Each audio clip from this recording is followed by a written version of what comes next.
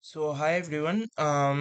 Let us have another 5 minutes because the participant number is very low, maybe because it's a shifted class. So, let us wait for another 5 minutes. Let us see if any other people join. Otherwise, we'll start at 6:15.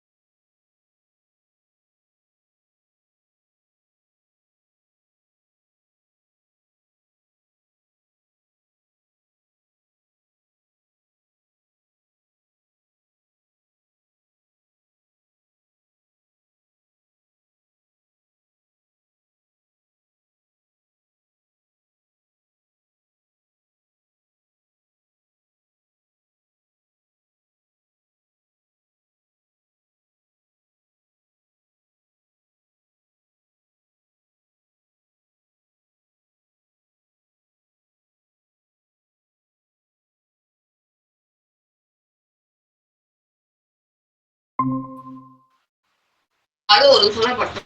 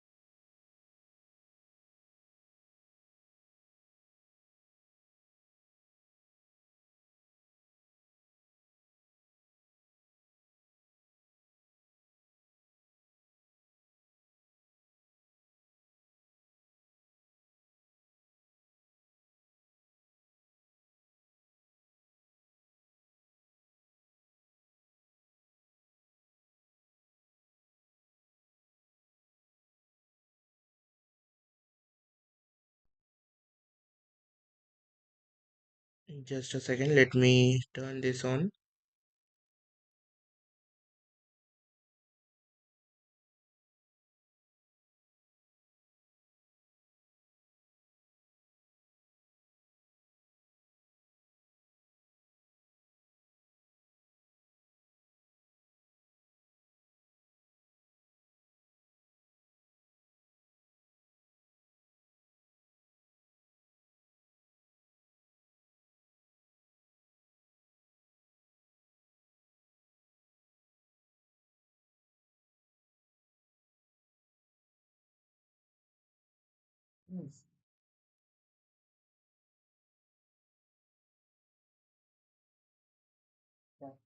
So, good evening, everyone.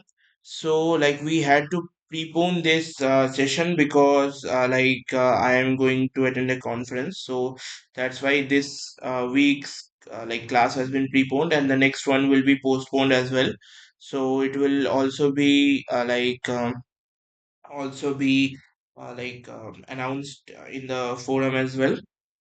So, welcome to this problem solving session week 6, which is titled as Sensors and Actuators. And as you all know, my name is Shomnath Bhattacharjee. I am currently pursuing my PhD in the Department of Electrical Engineering, IIT Jodhpur, and I am working towards development of flexible and organic transistors for neuromorphic computing applications. And my educational background is like I have completed my bachelor's with honors in physics and master's in electronics. And our regular class schedule is from 6 to 8 on every Sunday. But for these 2 weeks, like week 6 and week 7, we'll have a different schedule. But afterwards, we'll continue to follow this schedule. So, just a second. Let me take darker colors.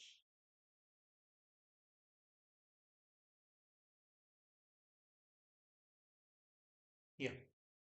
So, this is the sixth week of this course. That is, we are at the halfway mark of this course. So, in this, in the four videos and those things in the in the course, what we have learned about is a more detailed version of what we have already learned. So like I have already discussed those things. So that's why what I will do in this class is that I'll give a brief recap of all these like 6 weeks, moreover like 5 weeks. Why? Because in the later weeks we'll learn some different things. So in the first week we have learned about basics of energy transformation, like how transducers work, how sensors work, how many types of sensors are there, how many types of actuators are there, these kind of a things. In the next week we have learned about the fabrication of sensors and actuators. What are these techniques, what are the equipments used, what are the environment we need to fabricate these sensors, then trains in this following sensors, and what are the clean room equipments and the protocols we need to maintain.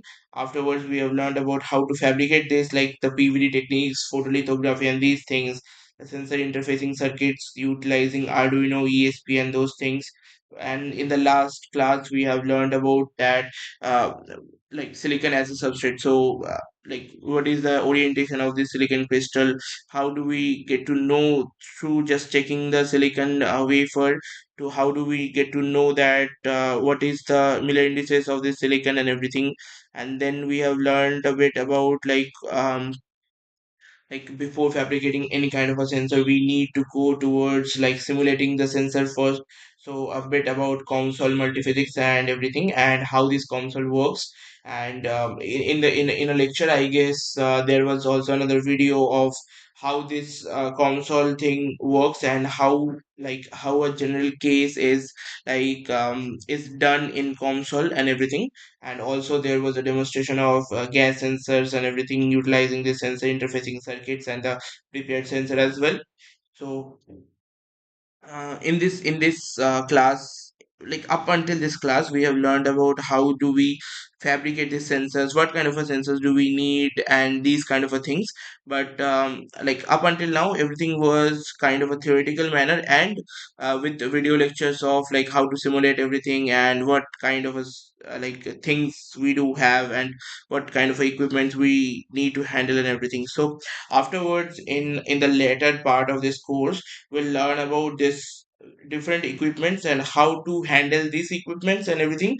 So what I'll do in this next like lectures, I'll just try to give you a brief of this process and everything. So like how do I run it and everything, and I'll have like pictures of my my where I am handling the machines and everything, and what kind of a thing I am doing and everything. So I'll try to give you digital pictures of that and will explain it through that eye.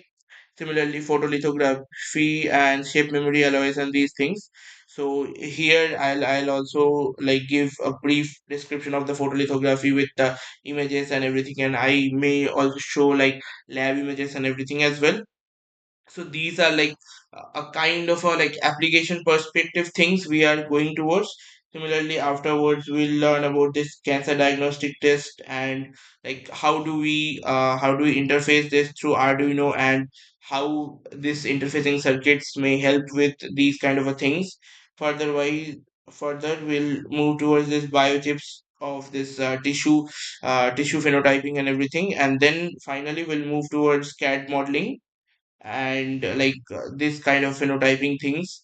And finally we'll end with like recent trends and future perspectives and those things. So these kind of a things are more towards applications perspective, where we need to know these first 5 or 6 lectures clearly to get a brief understanding of what have been done and what we have already learned up till now. So I'll give a brief of everything. So I'll recap all the previous classes and those things.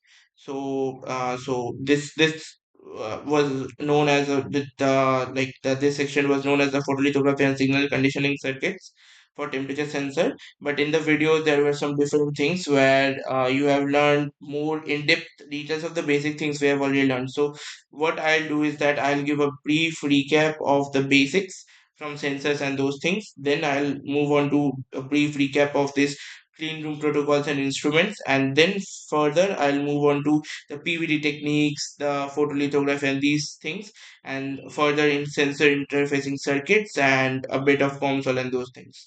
So like what I need to do is like that while I am discussing these things in like it's the second time I'm discussing this, right? So I will need to have a bit of interaction, and also if you have any kind of a minor question to like if you think it's a minor question, no question is a minor question, so you can ask me at that time only and we can discuss it further.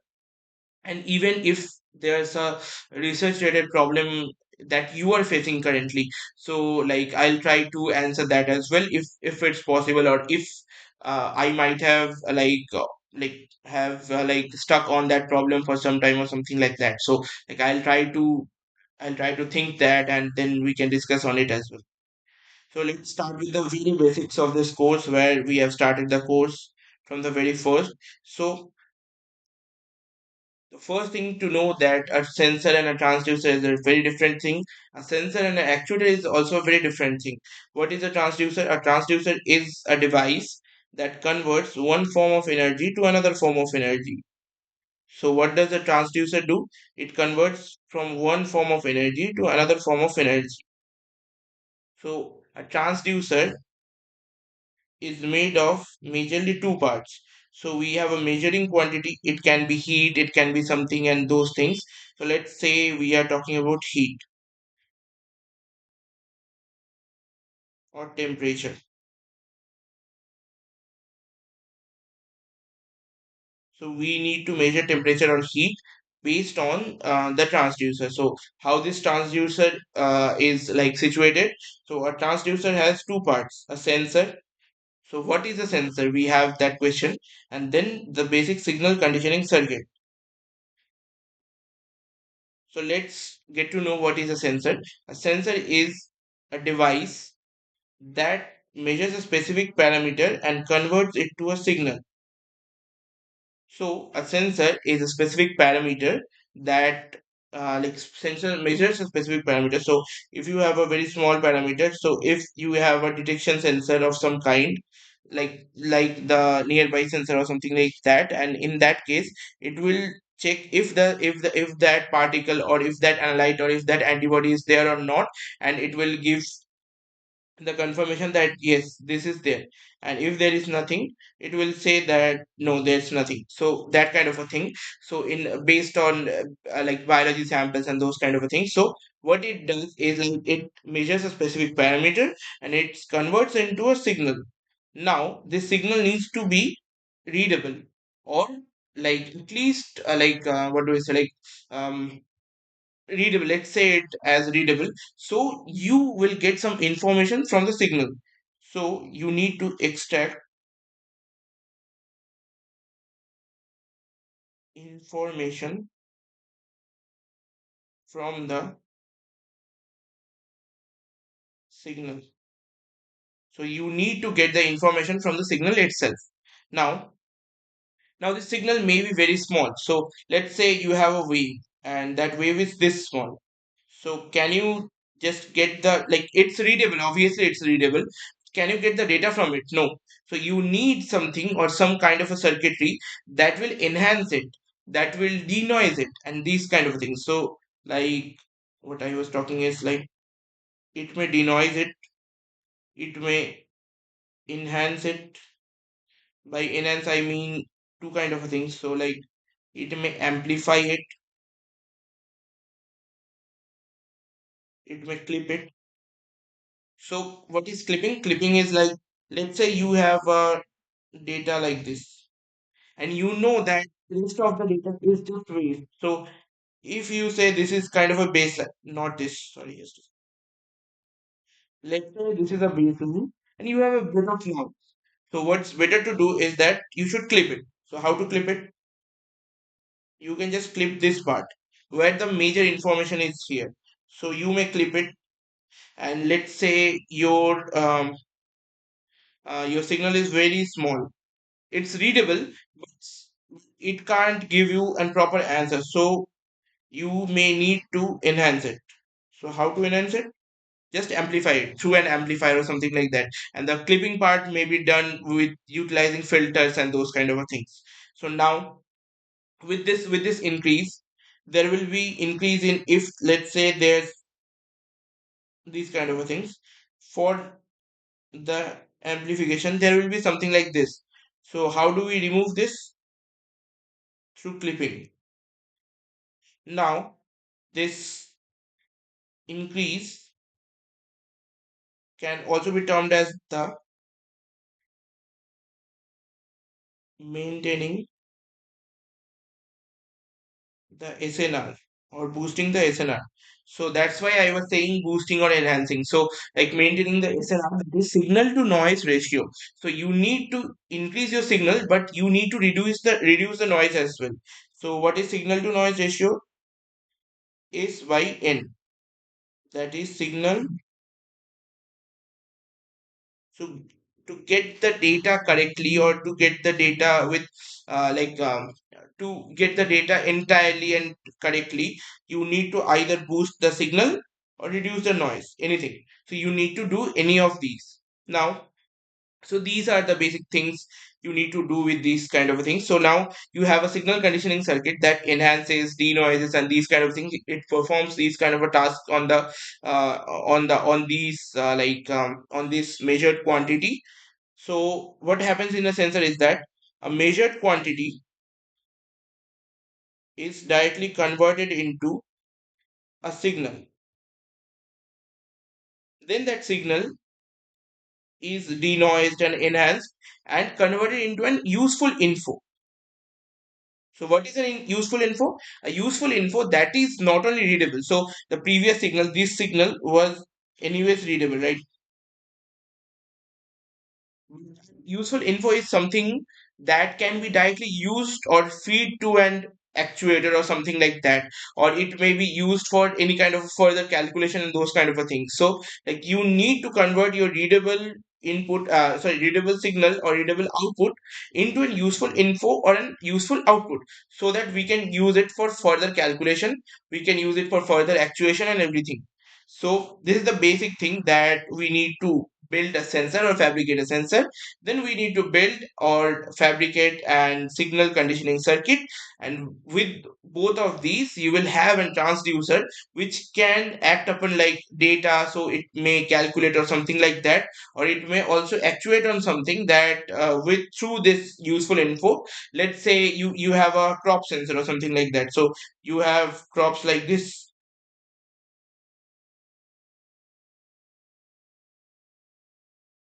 and you are measuring the water level. So let's say if your water level is here,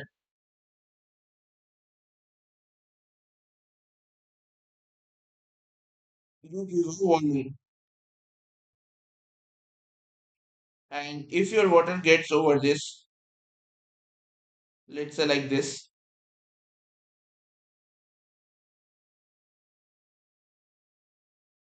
it's a danger signal. So what you need to do, while there's a warning signal or something, you need to actuate something. So let's say you have a automated tunnel or something like that, you will just activate that. So if there's a warning, you will have an actuator that will turn this turn this sewer on or something like that, and based on that, just a second, maybe it's not visible.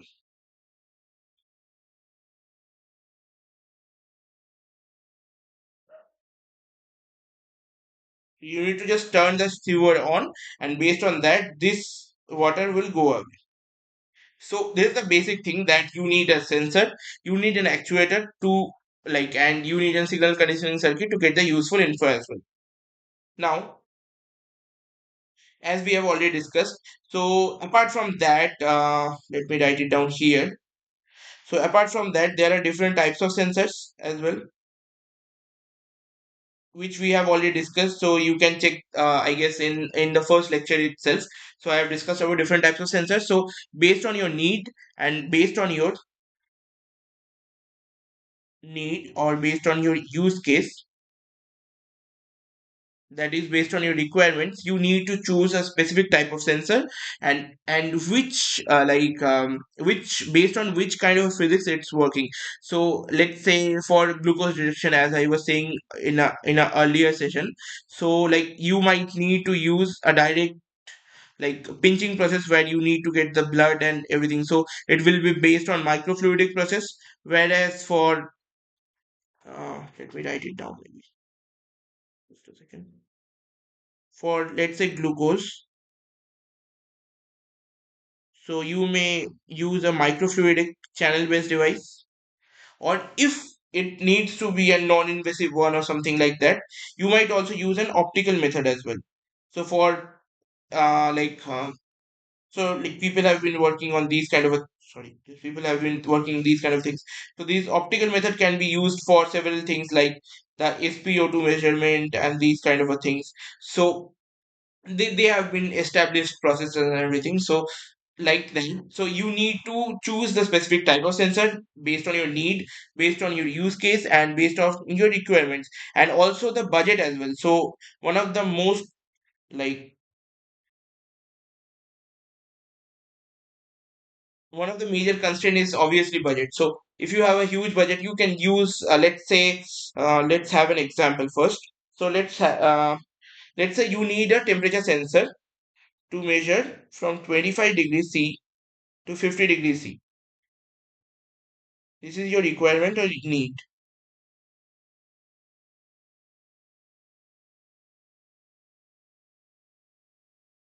Now, if you have just a second. Now, so if you have, let's say, two kind of a sensors, right? So one works from 0 degree to 100 degrees centigrade, one works from 25 degree to 75 degrees centigrade, and another one works from minus 10 degrees C to 150 degrees C.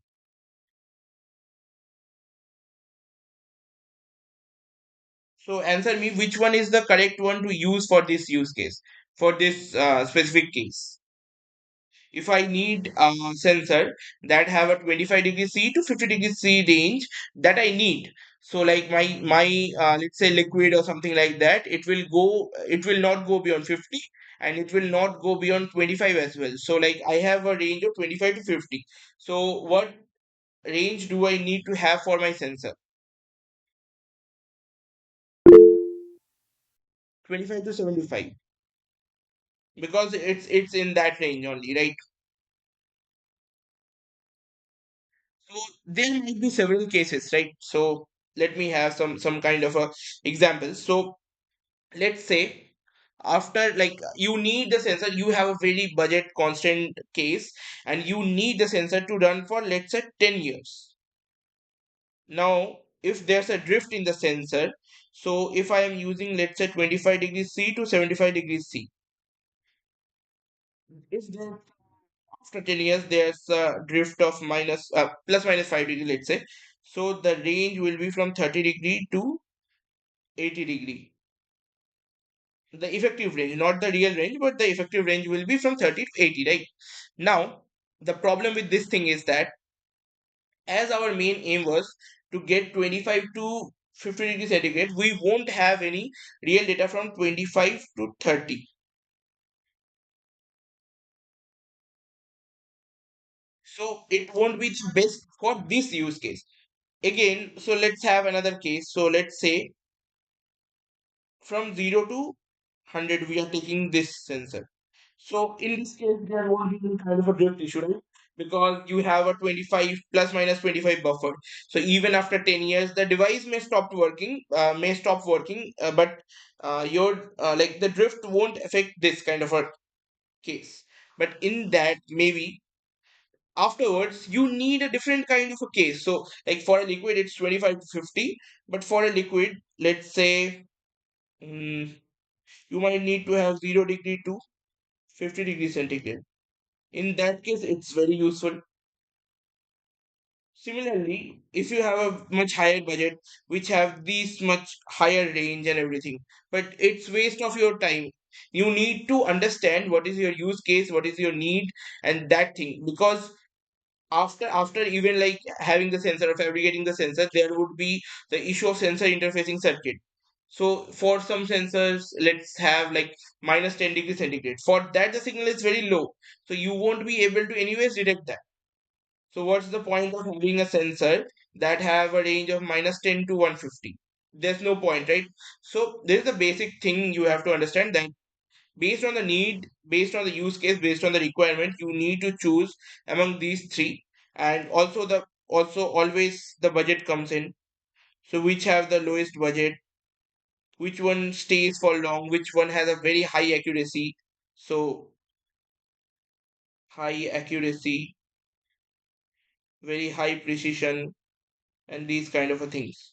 So everything is interconnected, and you have to choose on basis of this. Now let's move on to the different kind of a materials we have for, just a second, yeah. So different kind of materials we have for fabricating these sensors. So as we have already discussed, so there might be like flexible sensors like the PI, PVC, PDMS. So PDMS we have already discussed further, like PDMS patterning and those kind of a things. And apart from that, PI is uh, don't write it down. Let's say like this. So apart from that, there is PET. I have already told about. So PET is like PET bottles and these kind of thing, polyethylene terephthalate. And similarly, we have PVC. PVC is from the PVC pipes. And let me write it down. This is for PVC pipes, PET bottles. So these are the direct alternative for this rigid substrates. Now there's some other cases as well, like the silicon, and these are like throughout the world it has been used for, as someone have like asked in some of the previous session maybe. So they were asking if this silicon wafer, what's the need of the silicon wafer if we are not using it as an semiconductor. So there was my answer and everything. So glass is also a very useful thing, that if you need a transparent sensor and it needs to be rigid, you don't need to flex it or something like that. So glass is the best option and is the cheapest option as well. Similarly for conductors, so there are carbon based conductors, polymers and those things. Similarly, semiconducting can be IGZO, IZO and these kind of things, and several polymers like P3HT and those things. Similarly, we have insulators like PVP, PVA, PVC. So these kind of things we have been using in our daily life, like in forms of pipes, bottles, and these kind of. So these are the polymer, plastic polymers, and those kind of things. Out among the three, like so, if let's say you need to make a very small patch or a very small patch sensor or something like that, and you need to throw it away, so you need to use it afterwards. So in those cases, let's say you need to make it biodegradable. So the best use case would be to use a polymer something like PVA. Why? Because they are water soluble and they will melt away after you throw them away. So after you obviously after the intended lifespan and everything. So similarly, there are electrodes like the conventional electrodes, gold, silver, platinum, and these kind of things. Similarly, we have already discussed about the gold, that while depositing gold, why do we need chromium and those kind of things. We have already discussed in previous classes as well. For polymers, there are several semiconductor polymers that can be used as the electrodes as well, while utilizing several different liquids or solvents to enhance their conductivity and those things. So P3HT, P.PSS, similarly ITO, FTO, they work as like these like fluorine tin oxide and indium tin oxide. They also like show very high like conductivity, and based on that they may also be used as an electrode.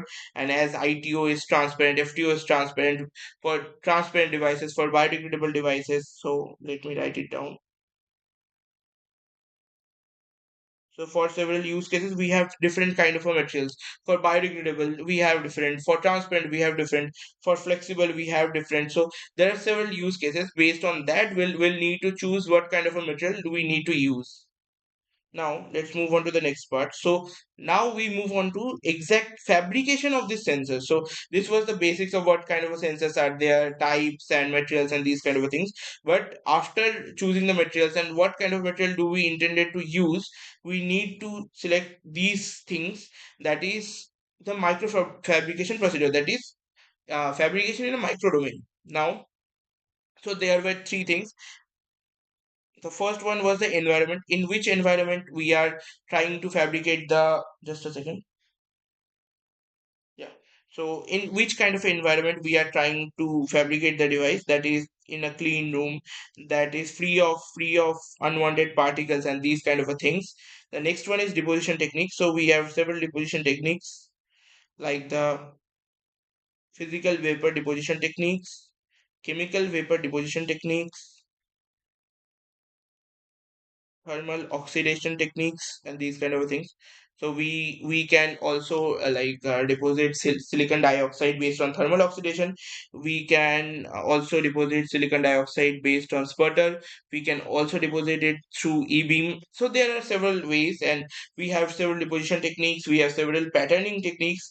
So what are the patterning techniques? So as I have already discussed, so there are several techniques called the mask patterning techniques, where we utilize a shadow mask which is made out of metal and those things. And then we have the one of the best possible patterning techniques, like the photolithography. One of the best patterning techniques we have right now. And for like further improved photolithography, where we can realize a very small pattern and those kind of things, we have deep UV lithography and those things.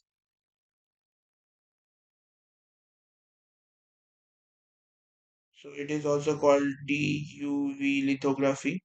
So there are these kind of things, and there are clean room protocols where we need to, everything is like this patterning from deposition and everything is done under this clean room environment. Now, as I have already discussed, so I'll skip through this part.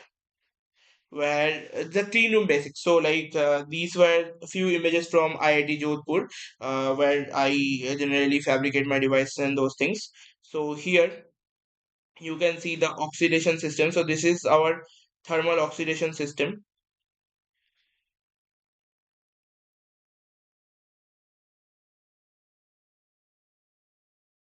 to deposit silicon dioxide, not to deposit, but to grow silicon dioxide, right? To grow. Now, this part. This is our characterization setup. This is the E-beam deposition. Right beside this, there is the sputtering system. So there are several systems as well, so that we have inside this clean room area and those things. And this is our chemical bench, or we can say the work benches. So inside these chemical benches, we generally use different kind of a solvents, acids as well. So for acids, we have several different kind of protective gloves, and for normal work and everything, we have this nitrile gloves. So like I've already discussed those different kind of a gloves and the process how to wear a gown, how to wear the gloves, how to remove your shoes and those kind of things, and how to remove the dust from your legs and the tacky mat usage and those kind of things I have already discussed. So if you have any specific question regarding that, you can ask me. Obviously right now you can ask me if there's any kind of a problem or something. And apart from that, so we use solvents, acids, even like very small before any kind of fabrication and everything. So we generally use DI bath or different kind of a solvent baths into flow. Everything is done inside this workbenches. So there are several different kinds of workbenches where in some we use organic, and in some we use inorganic materials and these. So because like in most of the cases, so there are some organic solvents, they are volatile. So they are also known as the VOCs. We have already discussed about VOCs, right? Volatile organic compounds. So in organic materials and for cleaning pet sheets and these kind of things, we use acetone, we use DI, we use like IPA, that is isopropyl alcohol. So these are several volatile organic compounds, and we need to use them inside and workbench as well. And there's like several pumps and those things going on that will keep the airs and keep the fumes outside, and will bring fresh air inside and those things. So there are several standards for these clean room techniques. So there are ISO 1, ISO 2, ISO 3, ISO 4. So these are the classes defined as the international standards. And although in previously we have been using FED standard 206E, sorry, 209E, where we have the class 1, class 10, class 100, class 1000, and class 10,000. So in most of the cases, people generally work in conditions like class 100 to 10,000 and those kind of things. We also don't have a very clean very clean room, but in IIT Jodhpur they have been trying to trying to make a new clean room from different from this space. They are trying to build a new clean room, and it has been like going on for a few months now. So based on this, and there are several things where you are fabricating a bigger size sensor or something like that. You can also work in a room air. So as I have previously discussed, but I'll go through that again. So if you think you have a total distance of a channel that is, let's say, 1 micron, and you have particles of zero point 0.5 micron. So if 2.5 micron particles are there, so if 2.5 diameter particles are there, it will completely obstruct the flow of this channel. Let's say even if there is no it is same. So let's say even if you have a zero point 0.5 particle here, zero point 0.5 particle here, so there will be a change in flow of the material. So here will be high pressure, here will be low pressure and everything. So based on that, the device performance will degrade or change. So based on that, we don't need these kind of nuances, and we need every device. So if we are fabricating 10,000 devices, 1,000 devices at least, so each of these 1,000 devices should at least perform at least nearly the same, not exactly the same, but at least nearly the same. So to get that, we need a very clean room, clean environment, and that's why we need these kind of environments to use. Now let's move on to these clean room protocols. So as we have already discussed and everything, so we need a buffo cap, we need shoe covers. If we are using the outside shoes, and afterwards we'll remove that and we'll change into new shoes, and then we'll have shoe caps. We'll have the gloves based on your use case. So if you are handling acids, if you are handling like different kind of a solvents, you will need different kind of a gloves, rubber gloves and those things. And if you are using, let's say, for cleaning purposes, or let's say you are just spin coating something or those kind of things, so if you are using di based any material and everything, so you will need a basic nitrile gloves, that is any kind of a lint free. And so you will need cloths that are lint free and those kind of a thing. So everything will be inside the clean room itself. So there might be some kind of a hood for different purposes and those things. So everything is through a step of rules that you will need. So there are sometimes you will need some glasses as well. So if you are working with some kind of a very dangerous optical lasers or those kind of a things, you will need that. For photolithography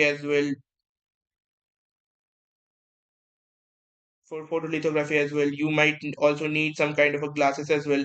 For deep UV, you will anyways need that, but for normal UV based photolithography as well, you might need that. So based on different apparatus and everything, it will change, but the basic protocol is that you need to maintain everything. You don't need to run inside it and those things. So I have already discussed that. uh, Regarding that, if you have any question, you can ask me right now. So we'll move on to the sensor interfacing circuits, and then we'll discuss the deposition techniques. So as for the sensor interfacing circuit, I'm not going into details, but the basic thing is that everybody uses an Arduino Uno R3 or an STM32. Sorry, not STM, the ESP32. That is the IoT enabled kind of Arduino board. And based on that, there are several different kind of boards, like the basic boards, the IoT boards, and the AI boards. So based on your need, based on your budget and everything, you need to choose a thing. That if you need connectivity, wireless connectivity through mobile phone, or let's say remotely sending your data, if a doctor is checking something and you need to send the doctor who is sitting, let's say, 200 300 kilometers away, and he needs to get the data instantly, and he will have a check and those things. Your AI boards will help you to recognize any kind of a pattern change or those kind of things. So you will need AI boards and those things. So these are basic components that will be used inside a sensor interfacing circuits. And based on your need, you will need to change the microprocessor or microcontroller. And apart from that, the main thing to know is that there might be any kind of different numbers of equipments and everything. So you might need an op amp you for amplifier purposes, or for let's say, apart from like those like filters and those things, so you might need different ICs, different resistances and those things as well. Now, so like if we are moving towards the fabrication part, we'll move towards the silicon wafers and those things. So as in the previous lecture we have already discussed, so I'll be a bit fast here. So a silicon wafer is like it may be different types, like the polished types, and based on that, so it might be single sided polished or double sided polished and those kind of a things. So based on the flat, that if there's, let's say, a flat here, so based on that primary flat or the secondary flat, we will get to know if this is a P type or an N type, and what is the Miller indices of these kind of things and those things, right? And on top of these, silicon wafers, there's a rigorous cleaning process done. So these processes are called RCA1, RCA2, or Piranha solution cleaning, or Piranha cleaning. So there are several different kinds of cleaning techniques, and based on this cleaning, will remove different kinds of contaminants, like inorganic contaminants, organic contaminants, acetone bath, and those kind of things are required if you have used this silicon wafer near any kind of a PR or those kind of a things. For as we know that acetone strips away all the PR. So if there's a like previous things done on the silicon wafer, we need to use it like an acetone bath and those kind of things. Piranha cleaning will anyways clean those things, but like so this is the basic concept of a silicon wafer and Miller indices and how do we clean that. So after cleaning, we'll move towards the physical vapor deposition techniques. So there are several physical vapor deposition techniques. So we have sputtering, we have e-beam deposition, we have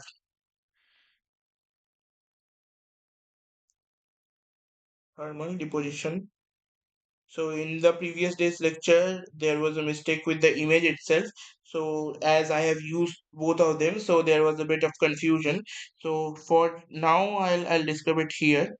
So this is an thermal deposition. This is an e-beam deposition. So as I was saying, like it's done inside a plasma environment with a very high vacuum. So this chamber is called and this vacuum chamber is called as the deposition chamber or something. And so here there you can see there's a boat here there's a boat. Inside that boat your intended material that you want to deposit is there. So let's say you want to deposit a metal. Okay, so the metal is here. So if you want to deposit copper, if you want to deposit gold or something like that, so the metal is here. Based on these two connections, it's directly connected to an filament transformer, right? So based on these transformers, the filament will be heated, and based on that, the boat will be heated. Inside this material, here is your intended material, right? So it will be evaporated, and directly it will move towards here because and the mean free path will be increased because it's completely done inside a very high pressure chamber, uh, high vacuum chamber, not a pressure chamber but a high vacuum chamber. And based on that, it will get stuck on the sample itself. So here you have, let's say, the sample, and everything will get stuck on to it. And this sample may rotate clockwise, anti-clockwise based on your requirements. It may be heated a bit, and those kind of things are there. So this is the basic concept of a thermal evaporation or thermal deposition system.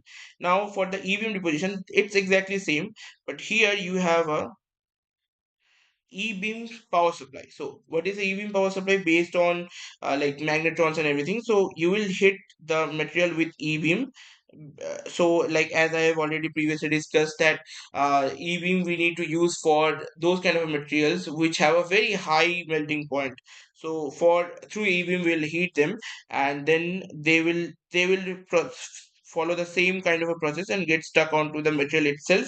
And everything is exactly same in case of thermal and e-beam. So in most of the cases we have systems which have the capability of thermal as well as e-beam deposition.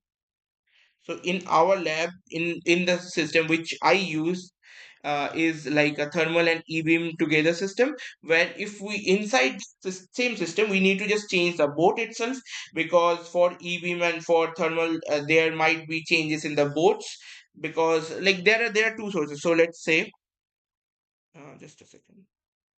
So let's say it's your material holder.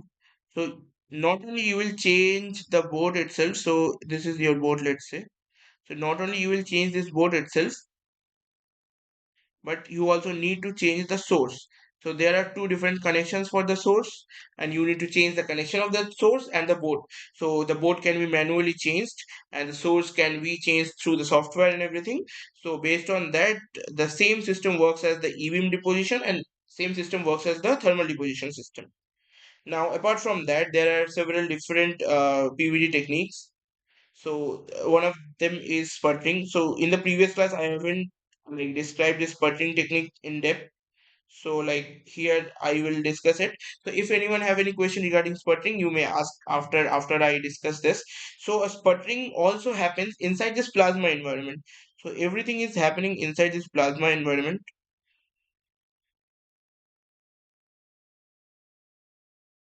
So we have an sputtering gas, which is argon here. So which is argon here. Now what happens is that this argon directly hits the target. So what is the target? Target is the material, internet material that we need to deposit onto the substrate or onto the sample. So that what happens with the target is that this argon hits the target, several molecules from the target is loosened, and then they travel and they form a film on top of this substrate, which is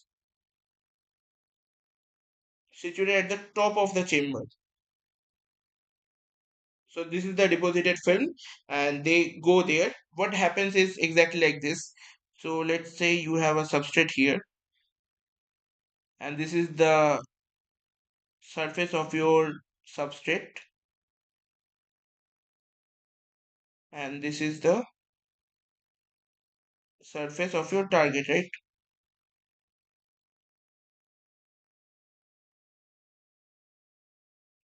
Now if you are shooting your argon molecules directly, so one argon molecule will displace it, and this molecule will travel, and based on their travel they will now displace a single molecule from here, and they will take its place. So it goes on. The first level is like this, and then afterwards what will happen is that um, so there will be these kind of a layer. The top layer will be changed to this. Now as there is the same material,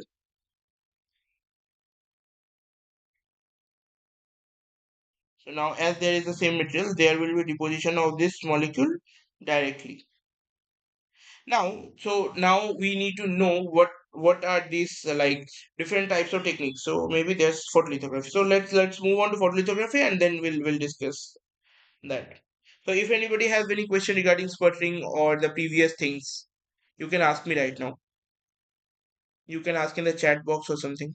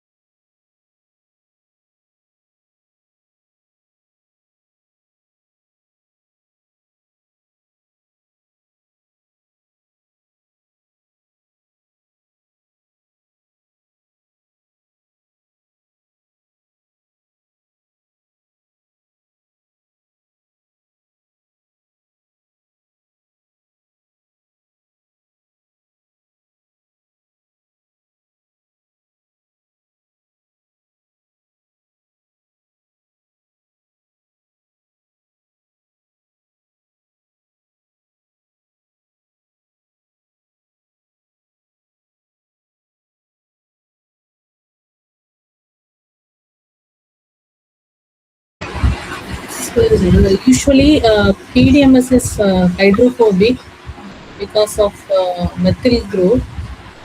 So, oxygen plasma will convert this hydrophobicity into hydrophilic, and it activates the surface for bonding.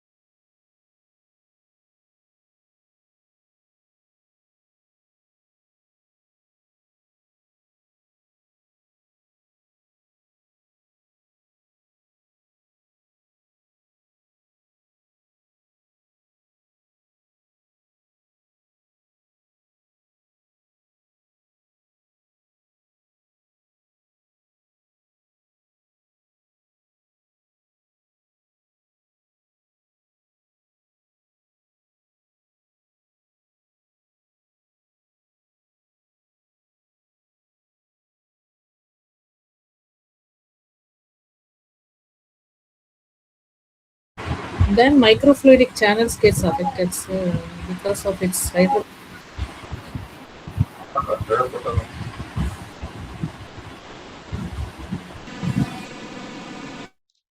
How does it affect the like the fluids in the microfluidic membranes?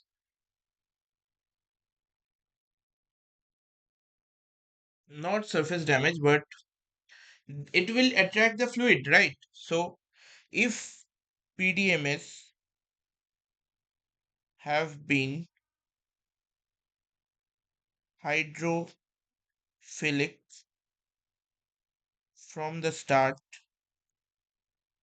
and at all the ages I am talking about, right?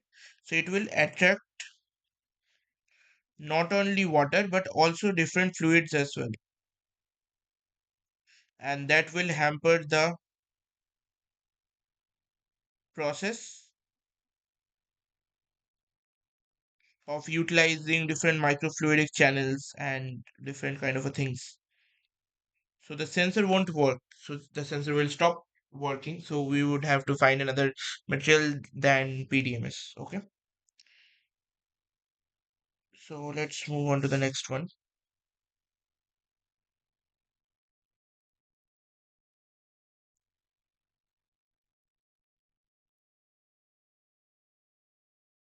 No, it doesn't become hydrophobic. It is hydrophobic. That's why it is very usable for microfluidic channels and everything, right? So the main thing is that we need it to be hydrophobic, but we also need the surface to be hydrophilic to attach it to the glass surface. That's it. We are just treating a surface and we are just attaching that to the glass surface itself. Nothing but that. We have written PDMS have been hydrophilic from the start. Yes. I like my question was this. Just a second. Don't get confused in this. So, like, my additional question is that if, let me write the complete brief. If PDMS have been hydrophilic from the very start, Okay, what sir. would have been the problem? Let me write it down. What would have been the issue? So my question is that if PDMS was hydrophilic from the very start, so what would have been the issue or the problem in the sensor fabrication and also the sensor operation as well? So even if we are able to fabricate the sensor and everything, what would be the problem? So the main thing is that it attracts fluids and water, and like it will be hampered in different cases. So if you are using different kind of fluids with very small amount of like fluid inside it, it will attract that and it will suck that, and because of that there won't be any fluid, like even if it's water, even if it's blood or something like that. Blood have a very huge amount of water, right? It will completely soak that water from the blood itself, so it will hamper the process of these sensors, right? So let's move on to the next question. So DC sputtering. So, like, I haven't also mentioned in this part as well. So there are several kind of sputtering techniques. So the sputtering based on the sputtering source and everything. So there can be DC sputtering, RS sputtering, and different kind of sputtering techniques as well, right? So for DC sputtering is a commonly preferred PVD technique, right? So it's very common. Now the target palette presents in the sputter system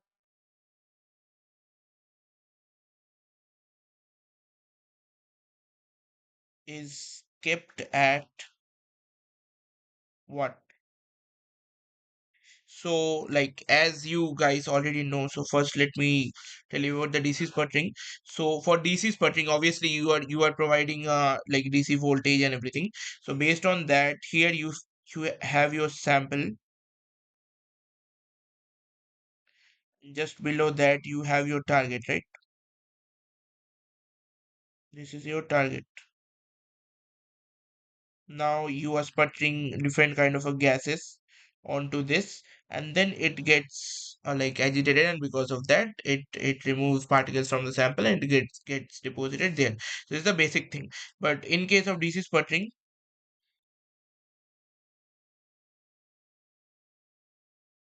there's a DC, obviously a DC source, and there's a connection.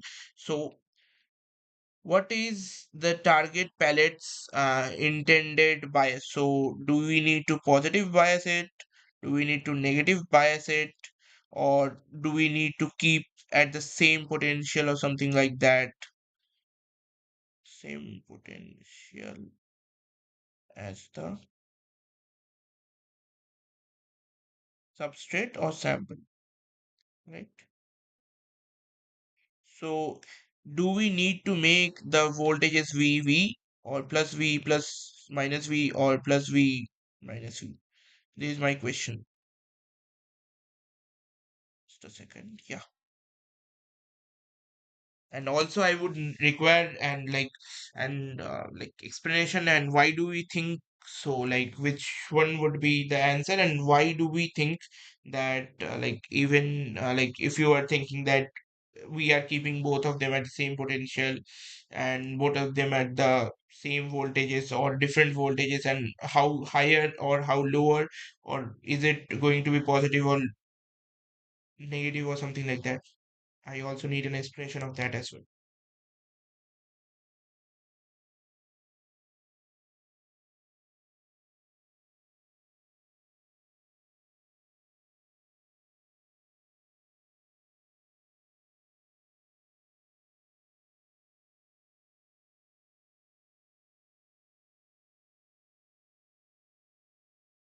And to make it simple, let's have like the sample is at, let's say, at V voltage, right? So think about that.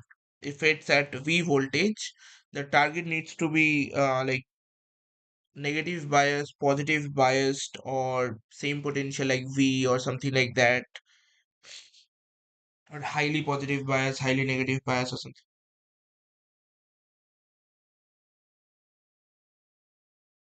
Think about the flow of your current.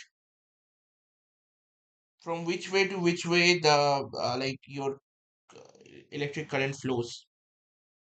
Yes, negative. Okay. So you are saying it should be negative V. Target should be kept at negative. So negative how much? So it needs to be negative V, negative 2V like that or what?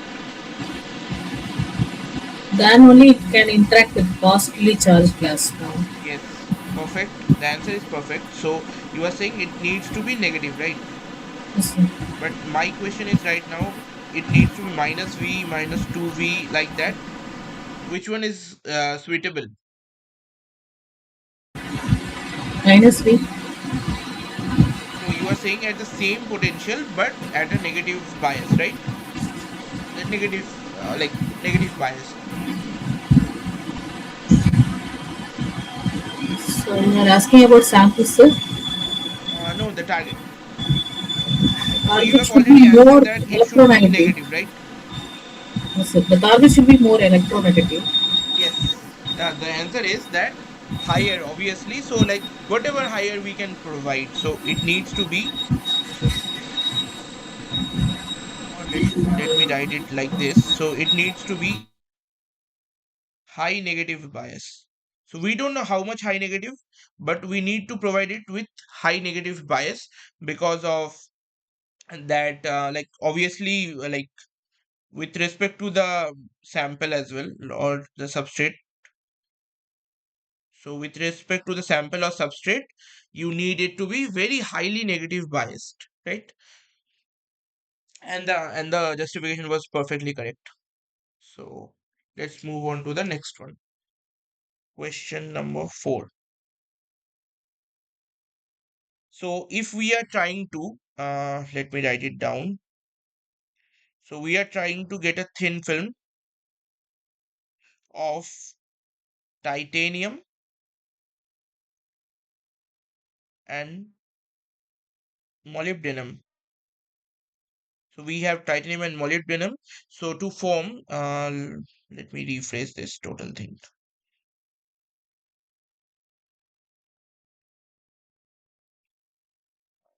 To form, uh,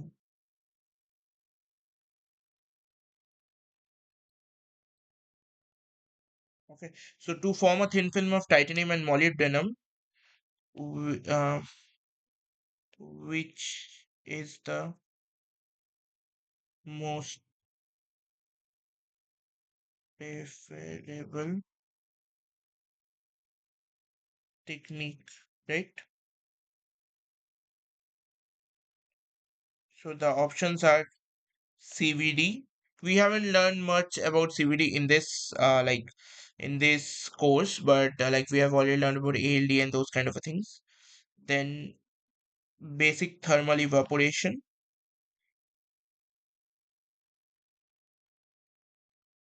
or C or three let B and C is sputtering. Which one is better? For titanium and molybdenum deposition, which one would be better? CVD, thermal evaporation techniques, or sputtering?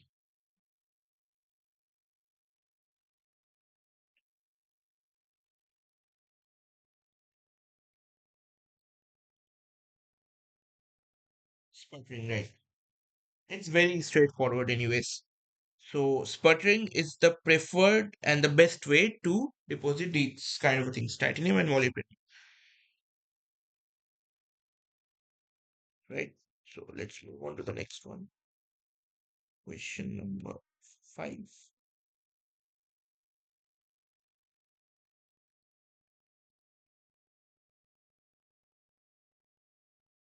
So, First, there are two questions inside one.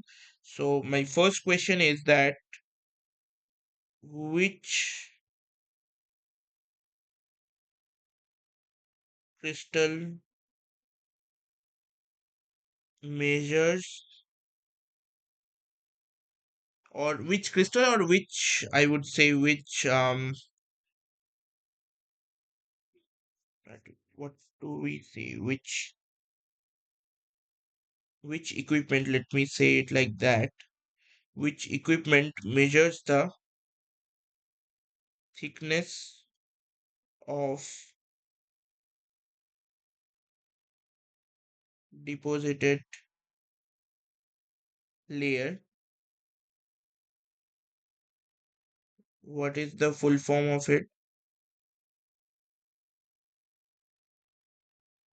And apart from that, can it be used to measure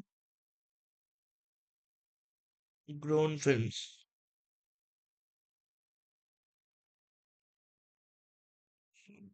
What is the answer for this? Ellipsometer. Okay. So I am asking about a very small crystals kind of a thing which is inside and equipment or something like that. Obviously, ellipsometer can be used, AFM can be used. We can also use surface profiler or profilometer. Quartz, yes, quartz. So what is the name of that equipment?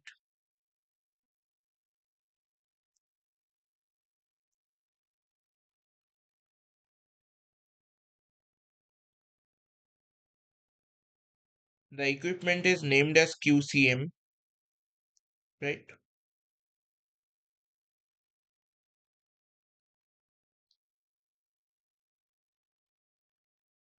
So what is the full form of this equipment? Quartz crystal monitor. Yeah. So it's known as the quartz crystal monitor. And we also have to check if the health is right enough to measure the thickness, obviously. So throughout the evaporation techniques and everything, it gets it loses its life, I would say. So because of that, we have to maintain the health and we have to change the QCM based on its health and everything, right? And with increased if the health is from 100 to 90, there would be increase in error in the measurements as well. So based on that, we also would have, like, let's have basic things. So if its health is 90, let's say it will have an plus minus 5% variation in the measurement. If its health is 80, there is plus minus 8% variation in the measurement. So with that, if it's 75, let's say it would have a plus minus 15%. So it's a very error prone device, obviously. And after that, it's completely unusable. So it's like that, okay? And my last question was, can it be used for measuring grown films? Sorry. So can it be measured to be to measure the thickness of the grown films?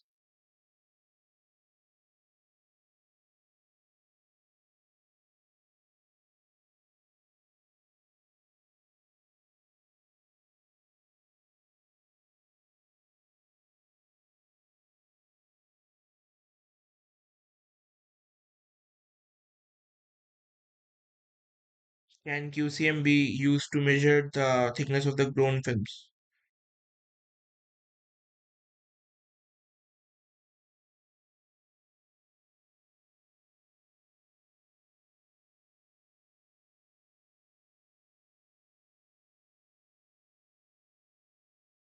Others? If there is no answers, then I'll describe it. So it is not usable for grown films. So for thermally grown films, it is completely unusable. And why is that? Because for thermally grown films, the main sample or the main thing, let's say silicon, it gets reduced, right? So with the process starting, it gets reduced, and then the grown part or the silicon dioxide, it increases, right? So that's why it is unusable for QCM to measure the thickness. But the most common thing is obviously, so what are the alternatives? We can measure it through profilometry or ellipsometry and other processes says as well.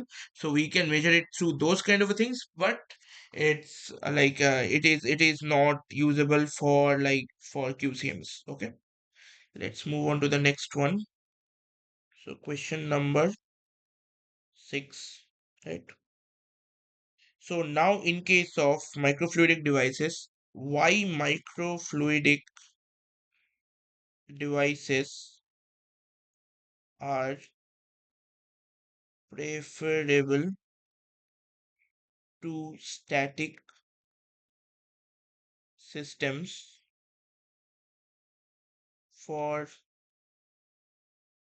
the determination of drug efficacy.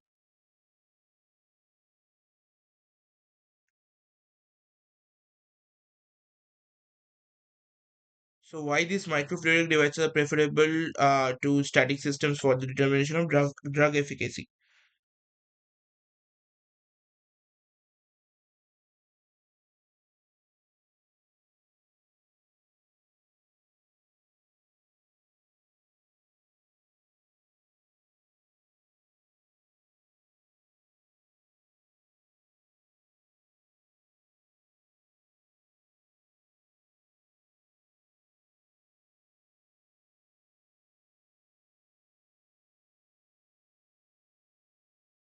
So maybe I'll change the question as well.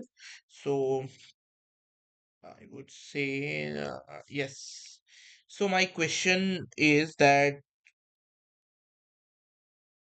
is human body and static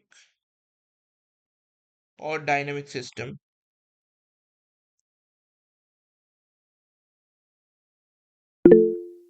Dynamic, right? Yes. It's a dynamic system.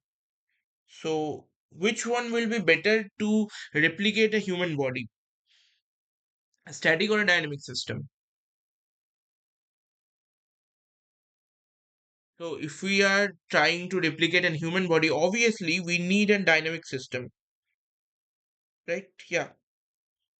So we need a dynamic system, and we know that microfluidic device is a dynamic system. These are dynamic system. So microfluidic devices would be best choice for drug efficacy detection or determination, as per the question. So for drug efficacy determination, the best option is using dynamic systems. And we know microfluidic devices are dynamic systems, so they are obviously preferable over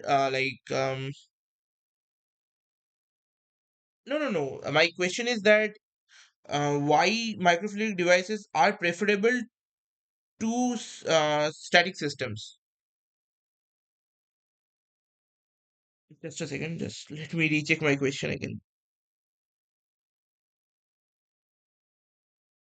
So, like, the meaning is that why these microfluidic devices are preferable over static systems. You can also say that, right? Preferable to means it's like why it's better than static systems for determination of drug efficacy. So human body is a dynamic system. We need a dynamic system to replicate a human body, and microfluidic devices are dynamic systems. So that's why it's a better choice to determining the drug efficacy, right? Let's move on to the next one. Sorry. So Tell me it's true or false. All the four channels in the multi-channel peristaltic pump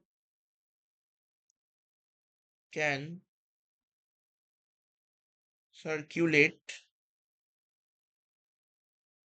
liquid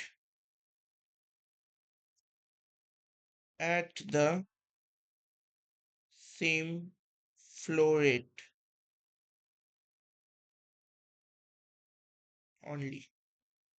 So is it true or false that the channels in a multi-channel peristaltic pump can like only circulate the liquid at a similar or the same flow rate?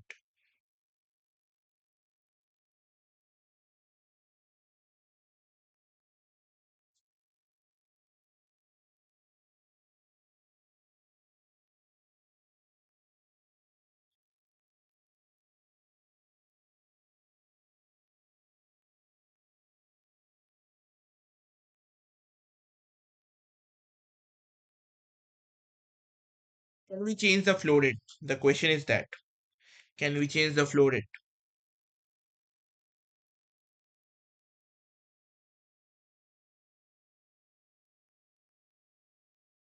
We can obviously change the flow rate, right? Flow rate can be changed. Yes. So that's why it is obviously a false statement.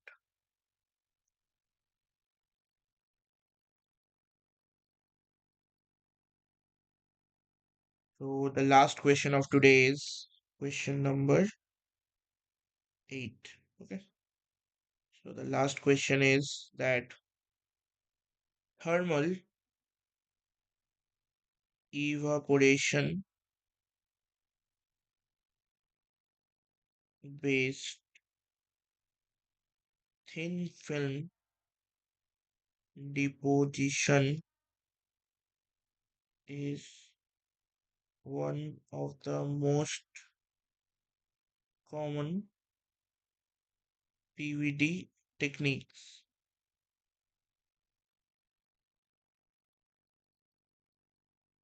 Which of the following doesn't hold for it? So, which of the following is false? The first is before evaporation, the chamber is evacuated to remove the gas particles. Sorry, just a second. The gas particles that help to increase the mean free path of evaporated particles. B. The materials with high melting point points are difficult to be deposited. And finally, C. Inert gas is not supplied to the chamber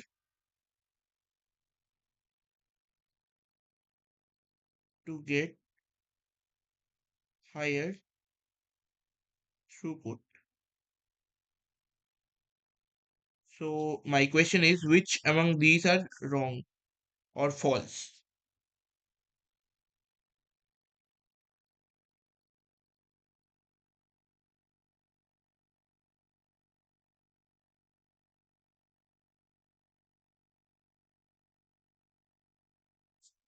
So what's the answer? The answer is A. Why do you think A is wrong? Because before the evaporation, we remove any kind of contaminants, gas particles, to remove the gas particles that help in increasing the mean free path. So, like this process helps in increasing that we are evacuating any kind of a gas particles and these kind of a things to increase the mean free path of the evaporated particles. This is a true statement, right? It's completely true. We are removing any kind of a gas particle or any kind of a contaminants to increase the mean free path of the evaporated particles. The A is true. Sir, I have a doubt, sir. Yeah, sure, sure. In electron beam evaporation only, we need to evacuate the chamber. So, Evacuate the, in electron beam evaporation, we need yeah, to evacuate the chamber to remove the gas impurities. yeah, Or thermal evaporation, yeah. why we should we have to evacuate, sir, for So thermal. like in both the processes, what I have previously discussed in like 2 3 classes ago, the main thing is that your sample is here, right, and your source material is here. So you are heating it through any kind of a technique. So you can like heat it through e-beam, or you can, sorry, just sorry, you can heat it through e-beam, or you can heat it through like resistive methods. So even if you heat it through anything, you need to like you need to send this particle directly onto your substrate, right? And to make this, you need a plasma environment which also removes any kind of a particles, any kind of a like contaminants from here, and you need to increase the mean free path. The point of doing this, just a second, mean free path. The point of this thing is that you are overall increasing the mean free path. So if you have a particle here or particle there, it will touch that and it will deflect. So you don't need that.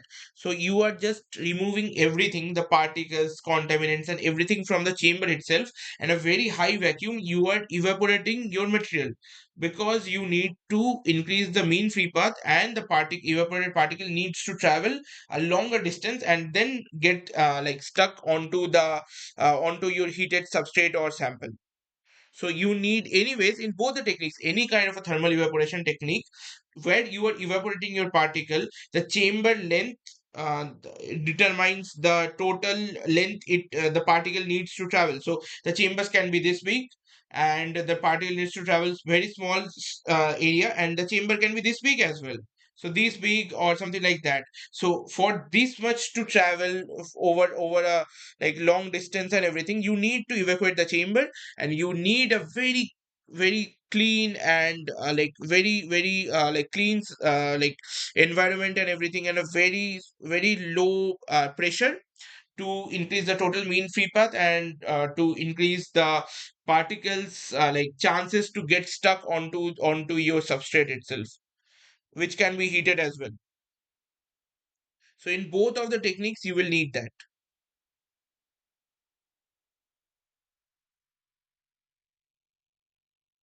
Yeah. And what about the other two?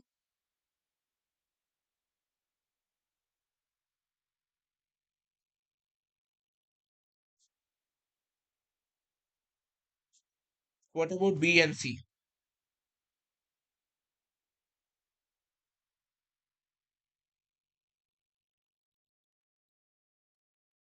So I think these false.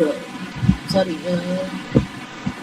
For higher melting point, it's obviously difficult because for higher melting point we it's have true on EV, this. Mm. right? Yes, sir. So it's also true. and for C, that no kind of inert gas is required because this inert gas is required for sputtering. So this is Points are also, true only, so yeah, so each of them is true. There is nothing wrong. So the answer is no, sorry. The answer is that no options are false. That's it. So everything was true because the last one is true because we need inert gas for sputtering. So that's why the cost of that is higher. And then for the second point, that we can't like deposit very high melting point. So high melting point means we have also the range and everything. So it can be true or false based on your material. But here from the base perspective, it is true because you need a very high melting point, like very high melting point materials can't be deposited through this thermal evaporation, base thermal evaporation, that uses the resistive heating, resistive boat technique, like heating the boat and then the material would be inside the boat and everything. And for like evaporation, before this evaporation technique and everything, so we need to also remove the gas particles as well. So everything is true. So thank you for attending today's session, and we'll have the next session on the next session will be on Sundays as well. So like this Sunday we'll conduct another session that is on, I guess, 15th. And for the exam perspective, someone was also telling about that. So you can also, I don't think it's like it will be honored or something like that, but you can anyways mail directly to NPTEL for that if the exam can be postponed or something. But what I think is, for different kind of a courses and everything, they schedule very, like, it is completely pre-planned thing. So they schedule the exams very well beforehand. So I don't think it's possible right now at this moment. Okay, thank you everyone for attending.